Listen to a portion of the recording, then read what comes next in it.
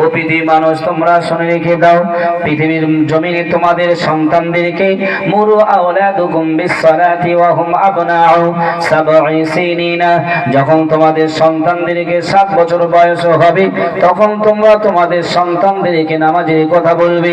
ওয়া আদরিবুহুম আলাইহি, তোমরা সন্তানকে প্রহার করবে। আশারি সিনিনা, যখন তাদের 10 বছর বয়স হবে অথচ তারা নামাজ আদায় করবে না। ওরে মুসলমান জওয়ান যুবক ছেলেরা, আজকে তাই লক্ষ্য করে দেখেন পৃথিবীর জমিনে সব থেকে বড় আমল, উত্তম আমল বলতে গেলে বলতে হয় ক্বালা as-সালাতু লিওয়াক্তিহা, সময় মতো নামাজ আদায় করা। জোরে বলুন সুবহানাল্লাহ। যে কথাটা বলার জন্য বলছিলাম অহংকারের বিষয়ে, অহংকার যদি আমার আপনার ভিতরে থেকে যায় তাহলে সমাজে লাভবান হতে খুবই কষ্ট হবে। পৃথিবীতে অহংকার করেছিল কারা? আদম আলাইহিস সালামকে মহান আল্লাহ যখন বানালেন, বানানোর পরে মহান আল্লাহ সব ফেরেশতা সব জাতিকে বললেন সিজদা করো, সবাই সিজদায় গেলেন, কিন্তু একজন সিজদায় গেলেন না। সে বললেন আমরা তৈরি আদমের থেকে উন্নত জিনিস দিয়ে, আর আদম তৈরি মাটি, আর আমরা মাটি তৈরি আদমকে সিজদা করব, এটা সম্ভব নয়। আল্লাহ বললেন আবা ওয়াস্তাকবারা ওয়া কানা মিনাল কাফিরিন, যাও তুমি কাফিরদের অন্তর্ভুক্ত হয়ে যাও, তুমি যাদের আমি আল্লাহ রাব্বুল আলামিন আমার দল থেকে যারা চলে গেছে সরে গেছে, যাদেরকে আমি আল্লাহ তাড়িয়ে দিয়েছি তাদের অন্তর্ভুক্ত হয়ে যাও, তাদেরকে বার করে দিলেন। তাই আল্লাহ বলছেন বান্দা তোমরা অহংকার করে চলবে না। আপনারা বলেন পৃথিবীতে অহংকার করে যারা চলেছে তারা কি লাভবান হয়েছে না হয়নি? কোনদিন সম্ভব হয়নি তাদের লাভবান হওয়া। একজন নবীর কথা বলতে গেলে বলতে হয় কোরআনের তাফসীরের আলোচনা, দীর্ঘ আলোচনা এই কোরআনের ভিতরে একজন নবীর আলোচনা নিয়ে হয়েছে, যে নবীর নাম হলো হযরতে সুলাইমান আলাইহিস সালাম। নাম শুনেছেন তো নাকি? এর কথা বলেন সুলাইমান নবী। আচ্ছা বলেন তো দেখি সুলাইমান নবীর পিতার নাম কি ছিল? হযরতে দাউদ আলাইহিস সালাম। সুলাইমান নবী ছিলেন, তিনি একজন নবী, তার পিতা তিনি একজন নবী ছিলেন। কিতাবের মধ্যে এসেছে মহান আল্লাহ নবীদের মুজিজা দিয়েছিলেন। ভালো করে বুঝবেন, প্রত্যেক নবীদের কোনো না কোনো মুজিজা দিয়েছিলেন, কারো একটা, কারো দুটো, কারো 5টা, এভাবে মুজিজা। কিন্তু আমার আপনার নবীর মুজিজা মহান আল্লাহ দিয়েছিলেন 4500, কেউ বলেছেন 12500-এরও বেশি। জোরে বলুন সুবহানাল্লাহ। মহান আল্লাহ পরীক্ষা করেছেন অনেক সময়, অনেক কিছু দিয়ে। সেই পরীক্ষাটা গোটা বিশ্বের মানুষের জন্য কল্যাণ। মানুষ তোমরা দেখো নবীদের উপরে যেভাবে আমি পরীক্ষা নিয়েছি, যেভাবে কাজ দিয়েছি, তার উপর পরিভিক্ষি করে তোমাদের শিক্ষার ব্যবস্থা করে দিয়েছি। পয়গম্বর সুলাইমান আলাইহিস সালাম তিনিও তার জীবনে একটা অহংকার করেছিল। সে অহংকারটা আজকে আমাদের সমাজের মধ্যে একটা শিক্ষণীয় বিষয়। ছোট্ট করে একটু তুলে ধরলাম, একটু লক্ষ্য করে দেখেন কোরআনের আলোচনা। পয়গম্বর সুলাইমান যখন সিংহাসনে বসেছেন তখন কিন্তু তিনি যুবক, বিবাহ হয়নি। এই যুবক বয়সে পয়গম্বর সুলাইমান আলাইহিস সালাম তিনি সিংহাসনে দায়িত্ব পেলেন। একদিন মন্ত্রী মহোদয়দের ডেকে বললেন, হে মন্ত্রী মহোদয় তোমরা শোনো, আমি পয়গম্বর সুলাইমান আল্লাহর নবী, এখনো যুবক, আমি একটি বিবাহ করতে চাই। আমার জন্য তোমরা একটা কন্যা, একটা মেয়ে দেখো, যে মেয়েটাকে আমি পয়গম্বর সুলাইমান বিবাহ করব। মন্ত্রীরা বললেন হুজুর আপনি তো নবীর বেটা নবী, পয়গম্বরের বেটা পয়গম্বর, আপনি কেমন মেয়েকে বিবাহ করবেন? যদি একটু বলতেন তার কোয়ালিটির ধরন কেমন, তাহলে আমরা তেমন মেয়েকে খুঁজতাম। পয়গম্বর সুলাইমান বললেন যে মেয়েটাকে বিবাহ করব তার ধরন হবে 5টা। প্রথম নম্বর হবে মেয়েটা দিনদার হতে হবে, দ্বিতীয় নম্বর মেয়েটা রূপসী হতে হবে, তৃতীয় নম্বর মেয়েটা পর্দাশীল হতে হবে, চতুর্থ নম্বর ওই মেয়েটা স্বামী ভক্তিতা হতে হবে, ঠিক আছে। পঞ্চম নম্বর হলো ওই মেয়েটার পিতার অর্থ সামর্থ্য, আমার যেমন অর্থ সামর্থ্য আছে, ধন সম্পদের মালিক ঠিক তেমন হতে হবে। কারণ শরিয়াত বলছে কুফু, তোমরা মিলিয়ে ভোজি বিবাহ করো। কারণ একজন রিক্সা চালক সে যদি মনে করে এই এলাকার এমপির মেয়েকে বিবাহ করব, এখন রিক্সাওয়ালার কথা যদি এমপি শোনে, রিক্সাওয়ালার পিঠের চামড়া থাকবে বলে মনে হয়? এর কথা বলেন।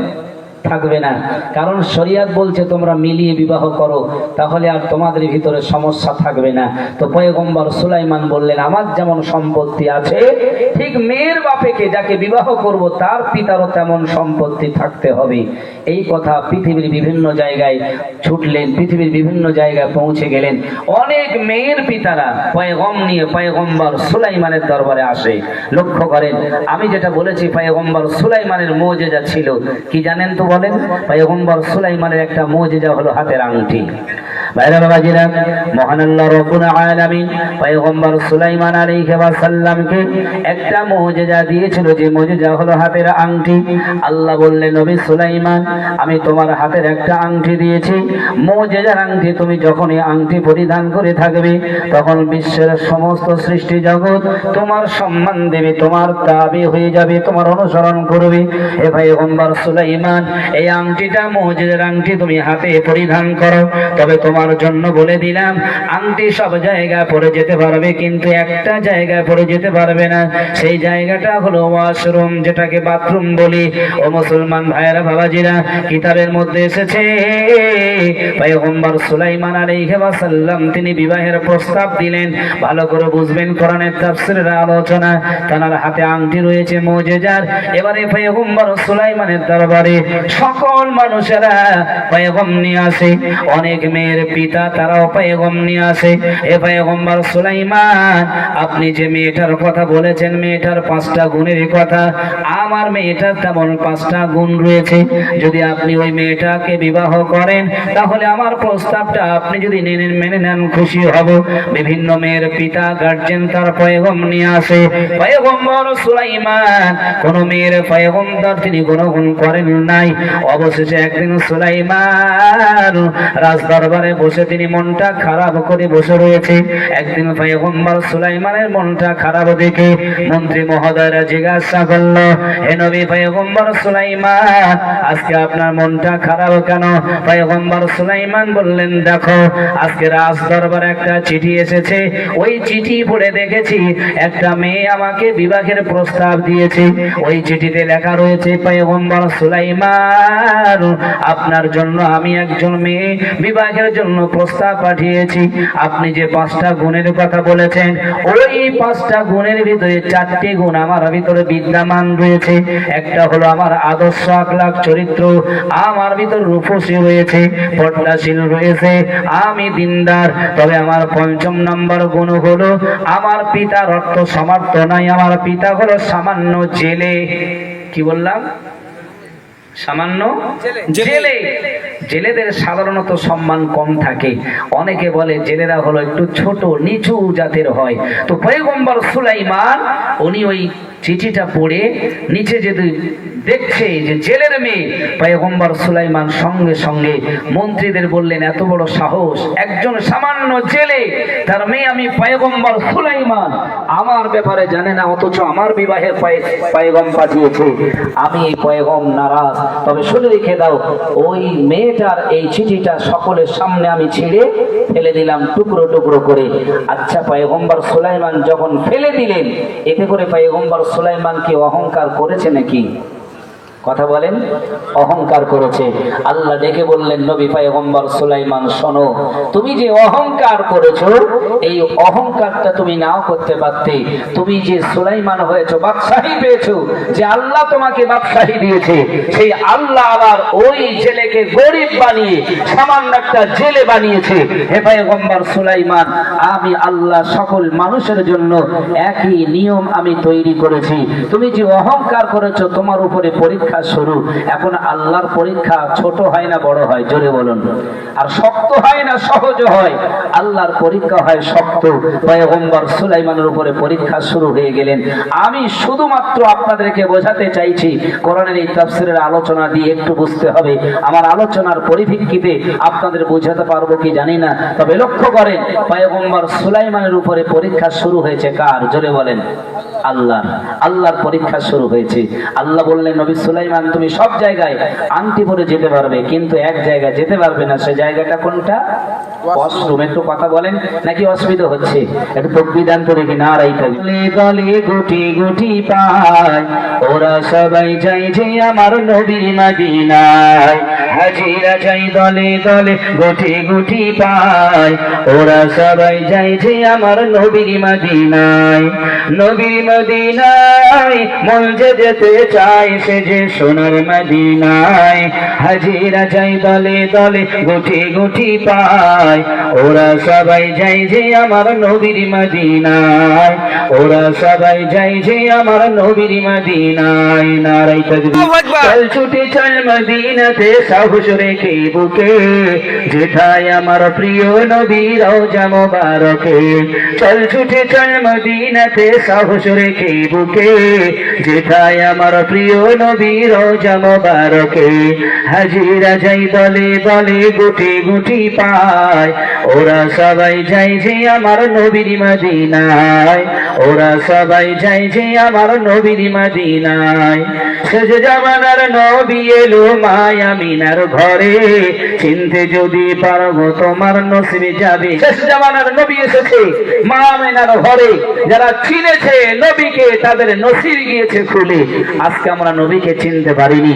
যদি বাস্তবে নবীকে চিনতাম, আমার মনে হয় এই নবিয়ানা এই মাহফিলে মানুষ না বসে বাজারে রাস্তাঘাটে বাড়িতে সময় দিত না, অন্তত এই মাহফিলে এসে আসছে। জামানার নবী এলো মায়ামিনার ঘরে, চিনতে যদি পারো তোমার নসিবে যাবে খুলে। হাজিরা যাই দলে দলে গুটি গুটি পায়, হাজিরা যাই দলে দলে গুটি গুটি পায়, ওরা সবাই যাচ্ছে আমার নবীর মদিনায়। ওরা সবাই যাচ্ছে আমার নবীর মদিনায়। নবীর মদিনায় মন যে যেতে চায়, সে যে সোনার মদিনায়।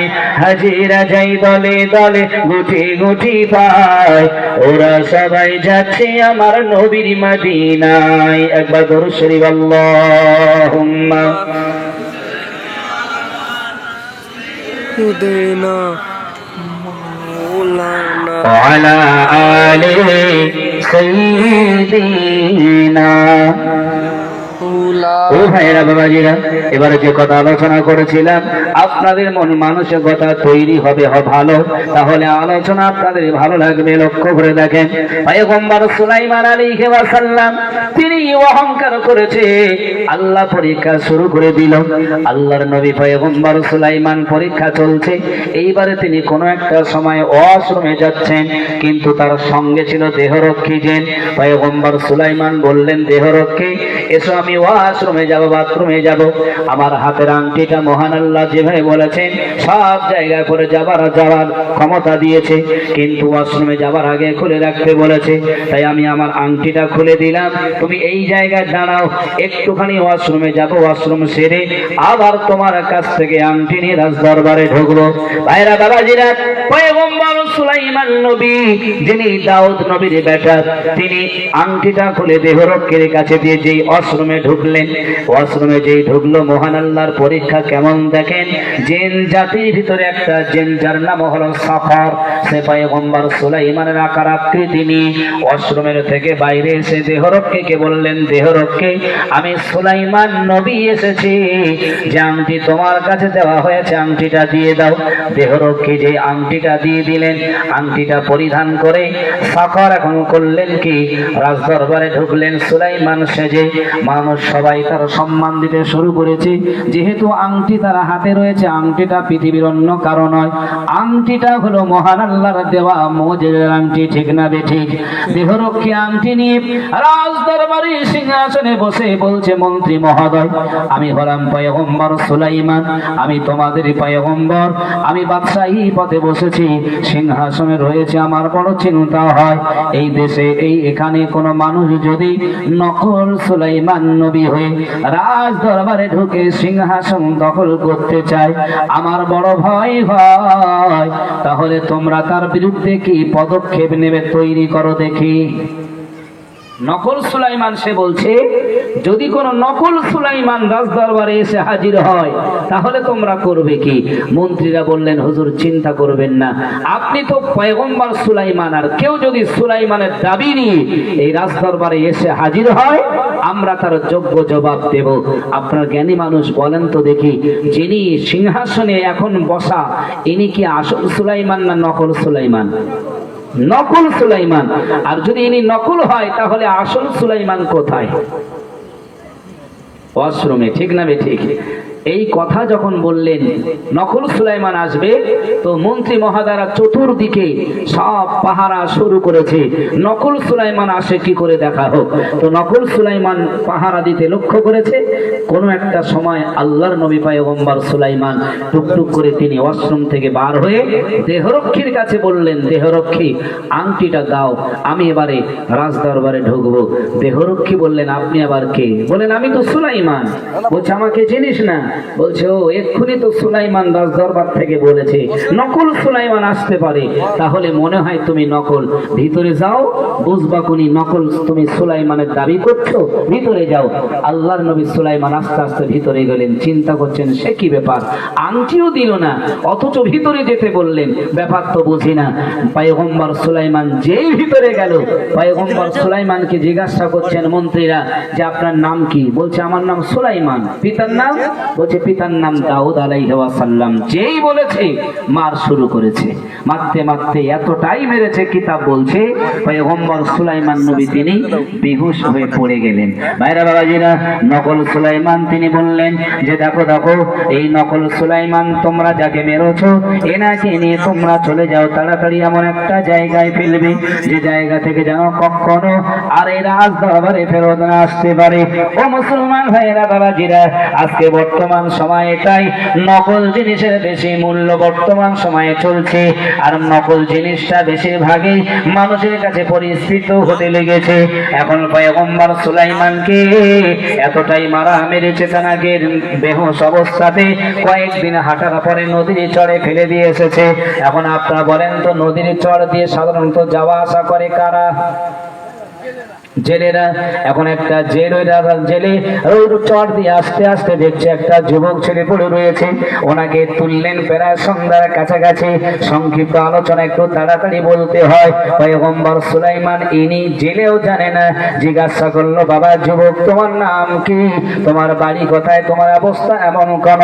পয়গম্বর সুলাইমান মনে মনে করলেন, রাজদরবারে ঢুকেছিলাম, আমার পরিচয় জেনেছে, আমি যেই বলেছি আমার নাম সুলাইমান, পিতার নাম দাউদ, সঙ্গে সঙ্গে মারা শুরু করে দিয়েছে।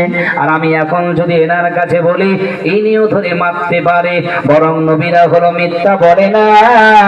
নবী একটা কৌশল করলেন, তিনি বললেন, দেখো আমি এখন অসুস্থ রয়েছে, সব কথা বলতে পারি না, সুস্থ হলে সব কথা বলবো। যিনি এখন চিন্তা করলেন, সেই তো এই ছেলেটা সুস্থ হলে সময় লাগবে অনেকটাই, আর আমি যদি বাড়িতে চলে যাই, ফাঁকা জায়গা, কেউ এখানে আসবে না, ছেলেটা এখানে পড়ে থাকবে, ক্ষতি হবে। বরং না না না, এই ছেলেটাকে আমার বাড়ি নিয়ে যাই, একদিন লাগে, 2 দিন লাগে, 3 দিন লাগে, বাড়িতে রেখে সুস্থ করে পরিচয়টা জানবো। জোরে বলুন সুবহানাল্লাহ। পয়গম্বর নবী অহংকার করেছিল যে জেলের ঘরে যাব না, জেলে হলো সামান্য অসহায় গরিব, হলো নিচু সমাজের মানুষ। আল্লাহ বলছে, পয়গম্বর সুলাইমান আমি যদি তোমাকে ওখানে নিয়ে যাই, পৃথিবীর কেউ নাই তোমাকে ওখান থেকে বিরত রাখতে পারে। তাই তো আল্লাহ কোরআনে বলছে, ওয়াসসামা বানাইনাহা বিআইদিন ওয়া ইন্না লামুসিউন। আল্লাহ কোরআনের 27 পারার প্রথম সাফায় একেবারে শেষের দিকে আল্লাহ বলছে, হে পৃথিবীর মানুষ তোমরা শুনে রেখে দাও, আমি আসমান বানিয়েছি তোমাদের মাথার উপরে, ওয়াল আরদা ফারাশনাহা ফানি'মাল মাহিদুন, জমিন বানিয়েছি তোমাদের বিছানার মতন বিছিয়ে দিয়ে, ওয়া মিন কুল্লি শাইইন খালাকনা যাওজাইনি লাআল্লাকুম তাযাক্কারুন, আর তোমাদের জোড়ায় জোড়ায় সৃষ্টি করেছি, মানুষ জাতির ভিতরে পুরুষ দিয়েছি, নারী দিয়েছি, আমি দিন বানিয়েছি, রাত বানিয়ে দিয়েছি, ভালো মন্দ তৈরি করেছি একটাই উদ্দেশ্য, লাআল্লাকুম তাযাক্কারুন, যাতে তোমরা তোমাদের রব মালিক সম্বন্ধে চিনতে পারো। একবার জোরে জোরে বলুন সুবহানাল্লাহ। কিন্তু দুঃখের বিষয়, অনেক মানুষ রয়েছে আল্লাহর নিয়ামতগুলো দেখছে, আল্লাহর নিয়ামতগুলো ভক্ষণ করেছে। আল্লাহ পাক রব্বুল আলামিন বললেন, ও وأنزلنا من المعصرات ماء ثجاجا আমি আল্লাহ রাব্বুল আলামিন আসমান থেকে বৃষ্টি না দিলে পৃথিবীর কোনো মানুষ নাই ওই বৃষ্টির বিনিময়ে ফসল ফলিয়ে তোমাদের রোজের ব্যবস্থা তৈরি করবে। আমি আল্লাহ যদি বৃষ্টি না দেই পৃথিবীর কেউ নাই, তোমরা ফসল তৈরি করবে। আপনারা বলেন তো দেখে, আল্লাহ যদি 2-5টা বছর বৃষ্টি বন্ধ করে রেখে দেয়, পৃথিবীর কোনো সরকার আছে নাকি ওই আসমান থেকে বৃষ্টি নিচে বর্ষণ করবে? কথা বলেন।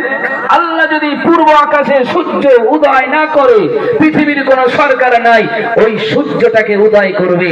আল্লাহ যদি ওই সূর্যটাকে পশ্চিম আকাশে অস্তমিত না করে, পৃথিবীর কোন সরকার নাই ওই সূর্যটাকে আবার পশ্চিম আকাশে অস্তমিত করবে। বরং মহান আল্লাহ বলছেন, বান্দা এতগুলো নিয়ামত এতগুলো তোমাদের জন্য দিয়েছি, শুধুমাত্র আমাকে চেনো, কিন্তু আল্লাহকে আজ চিনতে পারিনি। মসজিদে আযান হয় আসসালাতু খায়রুম মিনান নাওম, ঘুম অপেক্ষায় নামাজ উত্তম।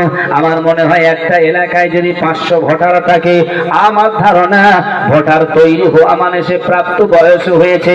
মসজিদের জায়গা কিন্তু 5টা কাতার, 100 মানুষ এলে ভর্তি হয়ে যায়, কিন্তু 500 মানুষ বাস করে।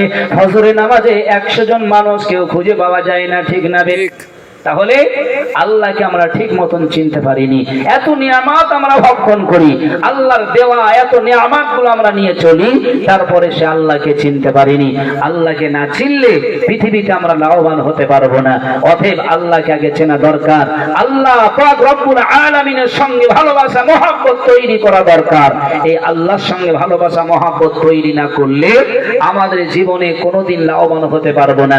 বাড়ি বানিয়েছেন, গাড়ি বানিয়েছেন, সব কিছু তুচ্ছ, সামান্য যেদিন আপনার মরণের ডাক হয়ে যাবে, আপনার 5টা ছেলে কিংবা 4টে ছেলে, এই ছেলেগুলো তখন আপনার খাটিয়ার কাছে দাঁড়াবে, আপনাকে নিয়ে কবরে নিয়ে যাবে। ছেলেগুলো আর কবরে থাকবে না, আপনাকে ওখানে দাফন করে যে যার মতন ঘরে চলে আসবে। আপনার 5টা দোকান ছিল, 4টে দোকান ছিল, দুনিয়ায় এসে তারা ভাগাভাগি করবে। আপনার জায়গা জমি ছিল, সেগুলো ভাগাভাগি করবে। আপনার ঘর ছিল, সেগুলো ভাগাভাগির জন্য তারা মারামারি করবে। আপনার কথা কিছুদিন পরে ভরে যাবে। তাই আল্লাহ বলছে, বান্দা তুমি নিজের কথা ভেবে, কবরের কথা ভেবে দুনিয়ায় জীবন যাপন করো। আর এই কবরের কথা যদি ভেবে জীবন যাপন করি, আমার মনে হয় তার জীবনে কোনো ওয়াক্ত নামাজ ছেড়ে যাবার কোনো সুযোগ থাকে না। কিন্তু রমজান মাস পার হয়েছে, গোটা কয়েকদিন হলো, দেখবেন মসজিদে রমজান মাসে ছিল ভরপুর মুসল্লি। আজ ঈদের পরে মসজিদে মনে হয় সেই মুসল্লিগুলো আর নেই, ঠিক না বেঠিক? কি নিয়ে এটা আমাদের ভিতরে, কি আমাদের কল্পনা, কি জল্পনা? আল্লাহ পাক রব্বুল আলামিন তাহলে কি শুধু রমজান মাসে নামাজ ফরজ করেছে? না, রাসূলুল্লাহ সাল্লাল্লাহু আলাইহি ওয়াসাল্লাম বলেছেন, মান উলিদা লাহু ওয়ালাদুন, হে পৃথিবীর মানুষ তোমরা শোনো, এই সন্তানেরা নামাজ পড়ে না, এর মধ্যে একটা কারণ লুকিয়ে রয়েছে। সেই কারণটা হলো প্রত্যেক পিতামাতারও কিছু দায়বদ্ধতা এর মধ্যে রয়ে গেছে। কি দায়বদ্ধতা? আমাদের সন্তানগুলো যখন বড় হয়, জন্ম নেওয়ার পরে যে দায়িত্বগুলো রাসূল বলেছে, সেই দায়িত্বগুলো আমরা আদায় করি না। সন্তান যখন জন্ম হয়, প্রথম নম্বর দায়িত্ব হলো ওই সন্তানকে একটা ভালো দেখে নাম রাখা, ইসমুহু, তার ভালো দেখে একটা নাম রাখা। দ্বিতীয় নম্বর হলো ওই সন্তান একটু বড় হলো, আদব কায়দার শিক্ষা দেওয়া। ছেলেগুলো ইংরেজি শিখুক, বাংলা শিখুক, ডাক্তার হোক, মাস্টার হোক, ইঞ্জিনিয়ারিং হোক, ইসলাম সেটা কোনোদিন বারণ করেনি। তবে ইসলাম চেয়েছে সবার প্রথমে, সবার আগে তার ভিতরে দ্বীনের শিক্ষা একটু ভর্তি করে দেওয়া। সে নিজেকে হালাল হারাম সম্বন্ধে চিনতে পারবে।